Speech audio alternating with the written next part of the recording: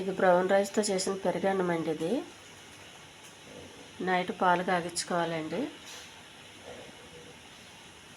Rice అయితే ఒక 12 గంటలు నానబెట్టాలండి.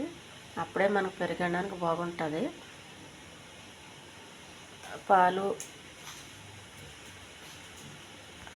పాలు కాగించుకొని చల్లారబెట్టుకోవాలండి. అన్నం కూడా వండుకొని కొంచెం మెత్తగా వండాలండి, గట్టిగా వండొద్దు. బ్రౌన్ రైస్ కొంచెం బిగిసిపోయినట్టు ఉంటుంది, అందుకని గట్టిగా ఉండకూడదు, కొంచెం మెత్తగా ఉండాలి.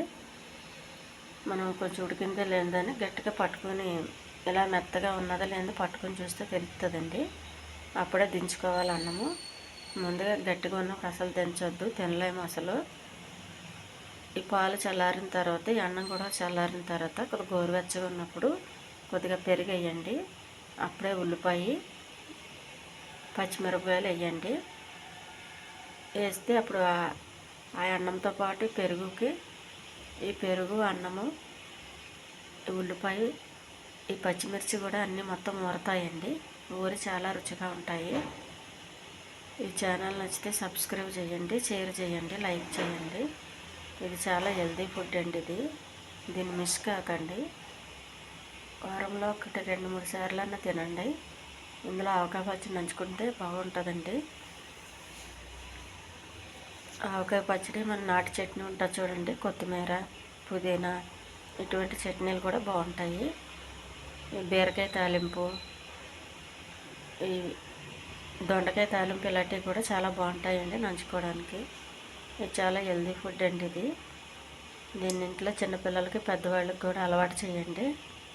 పెద్దవాళ్ళు అంటే అలవాటుగా తింటారులేండి, వాళ్ళకి తెలిసింది కాబట్టి. ఇప్పుడున్న జనరేషన్కి చిన్నపిల్లలకి అసలు ఇష్టపడతలేదు పెరుగన్నాలు అయ్యని. అందుకని చిన్నపిల్లలకి అలవాటు చేయండి. టిఫిన్ ఒక 2 రోజులు పెట్టారంటే ఇది 3 రోజులు పెట్టండి పెరుగన్నం. అది బ్రౌన్ రైస్తో చేసింది పెట్టండి. వైట్ రైస్ మంచిది కాదు, వైట్ రైస్తో పెట్టకండి. ఇది చాలా గుడ్ ఫుడ్ అండి, దీన్ని మిస్ కాకండి. ఈ పెరుగన్నం ఎలా ఉందో కామెంట్ చేయండి. నేనైతే వారంలో 2-3 సార్లు తింటానండి. చేసి పెడతాను ఇంట్లో వాళ్ళకి, అందుకని నేను రోజు ఇదే వీడియోలు పెడతాను. ఈ పెరుగన్నం మిమ్మల్ని కూడా చేసుకొని తినమని చెప్తున్నానండి. ఇది చాలా ఆరోగ్యం, నేను తిని చూస్తున్నాను కదండి, చాలా బాగుంటుంది, అంత తొందరగా పాడవదండి.